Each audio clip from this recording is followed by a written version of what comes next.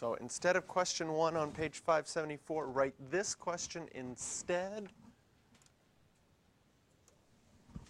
Solve for theta, where theta is an element of the reals. We have 7 sine theta plus 1 equals 0.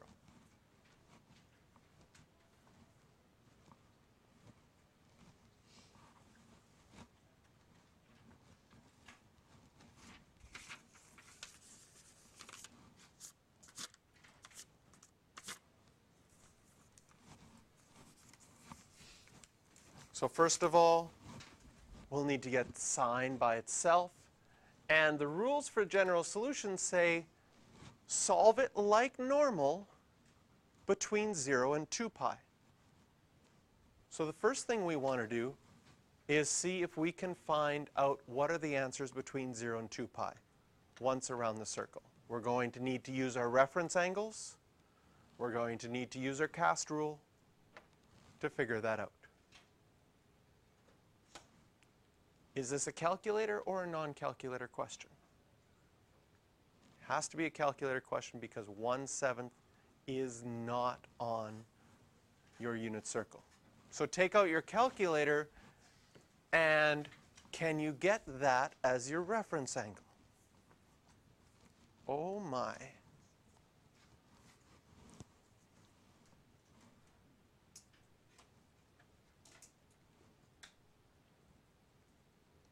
And then I wonder if anybody can tell me why this is a poorly designed exam. I think this came up on an exam once.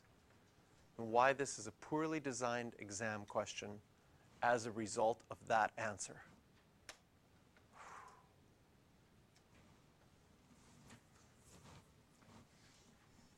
Oh, so exciting. Okay, so I'm in radians.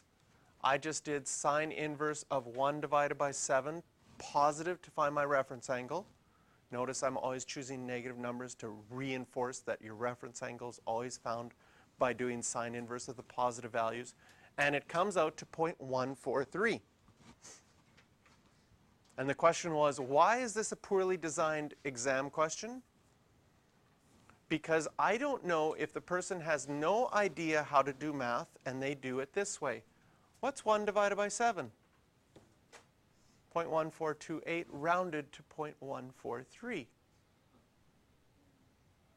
Just pure coincidence that those numbers are perfectly matched up to 3 decimal places. And so if a student made a mistake at this point because they didn't know what they were doing and did that 1 divided by 7 and wrote it down, they end up getting it right. Or they change it to a decimal and then put in their calculator and get the same decimal and feel like something's going wrong. It's not completely the same, but it's close enough to cause all sorts of marking problems. So sine in 1/7 has most likely been banned from the final exam forever. But it's really cool that it is the same. That's me as a math teacher. Do you have your fractions memorized? Did anybody, when they saw 0.143, go, oh, that's 1/7? No? Yes? Good. I love memorizing fractions.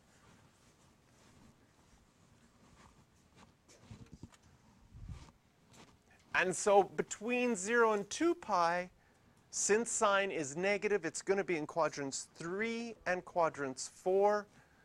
And until you're ready to do this mental math-wise, you might actually still want to draw them out with your reference angle and say, oh yeah, this one is going to be pi plus my reference angle. This one's going to be 2 pi minus my reference angle. And drawing those pictures can really help. So step 1 of the general solution is done. We needed to solve between 0 and 2 pi. Step 2 of the general solution says, take both of your answers and add 2k pi to both of them, where k is an integer.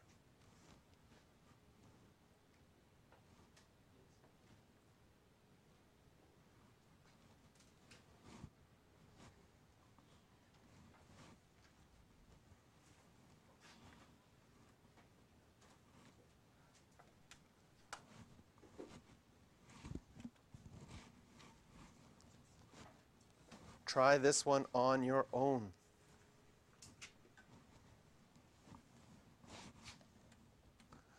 All right, here's the answer. No work shown. How did you do? Jesse got it right.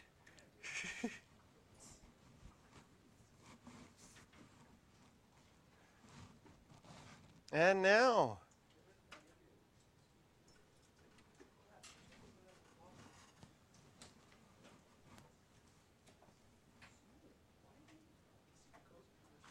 our last one.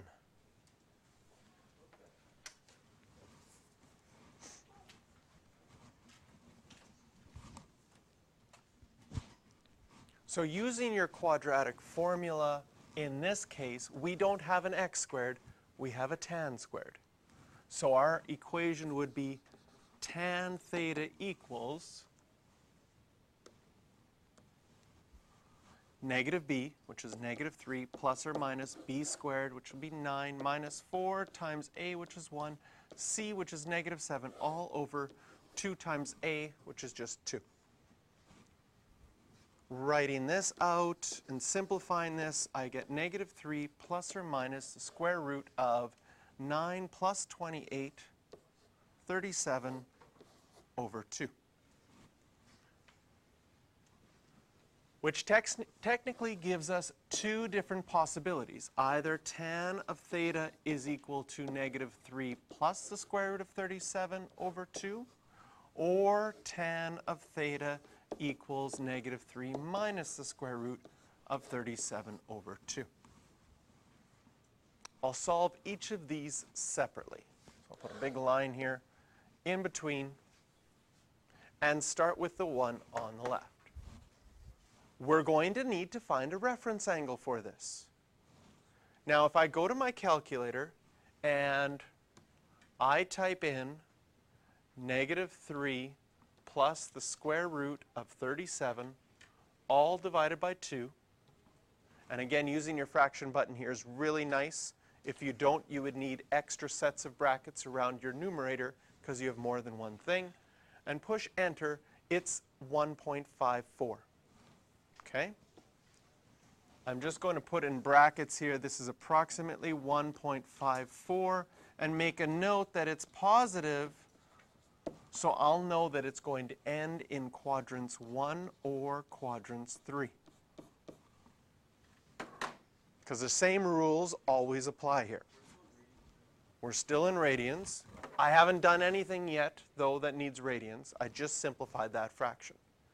Now, to find my reference angle will be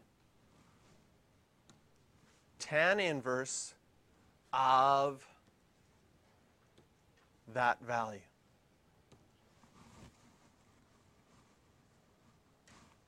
So I do tan inverse of that, and I find out my reference angle is 0.995.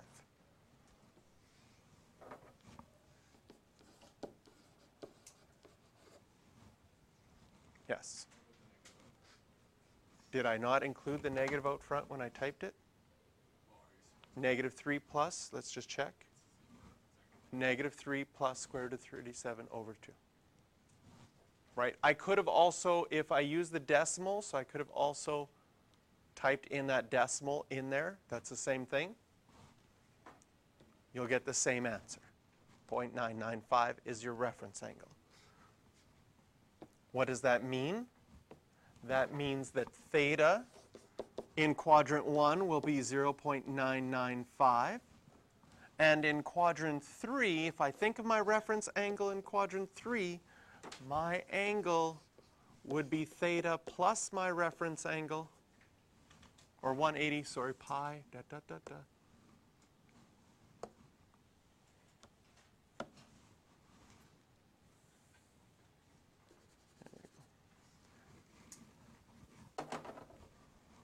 Right, in quadrant 3 it'll be pi plus my reference angle, so I can go back to my calculator and I can go my answer, so I can hit plus, that'll take my answer, plus pi, that will be my answer in quadrant 3, 4.14.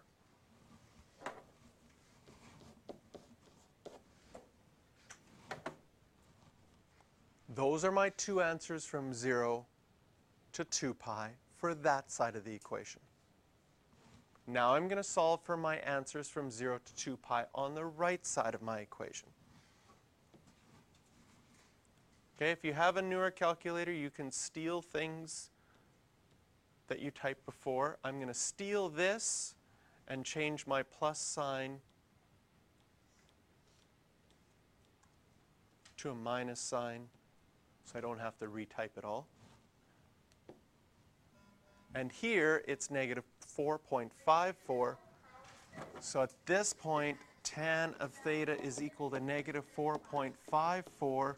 I make a note. That's negative, so it's going to be in quadrants 2 and 4.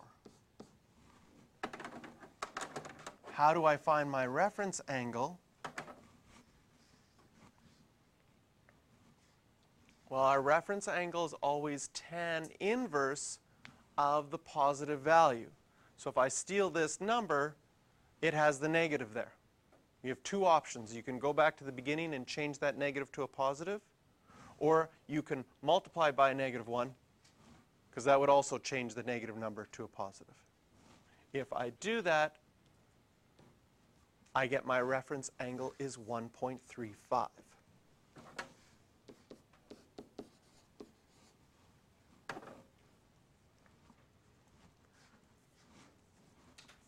Now, if you draw pictures here in quadrant 2 and in quadrant 4 and label your reference angle, in quadrant 2, can you see that it would be pi minus your reference angle?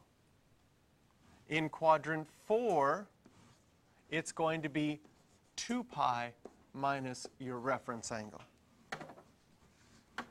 So I'm going to show you something nice that's built into almost every single calculator. Some way to store or remember a value. Since I have to subtract that reference angle more than once, on the graphing calculator above your on button is a store button. So I'm going to just store that answer as x. This won't affect any of your graphing. It really doesn't matter what x is from now on. Your calculator had x probably stored as 10 if you've never used this button before. So now that I've stored it as x, when I want to do pi minus my reference angle, I can just go pi minus x, 1.79. And when I want to find the answer in quadrant 4, I can now go 2 pi minus my reference angle, which I stored as x. And I don't have to retype it every time. I get 4.93.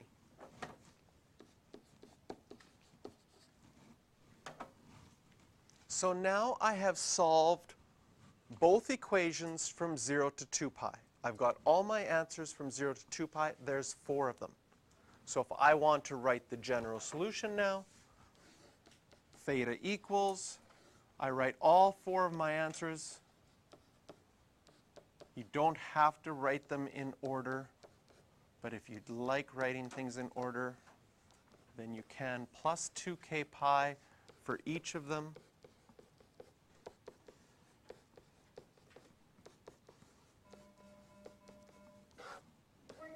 Where k is an integer.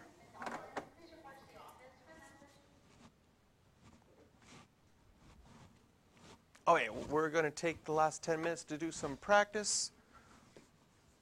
Questions 5, 6, and 9.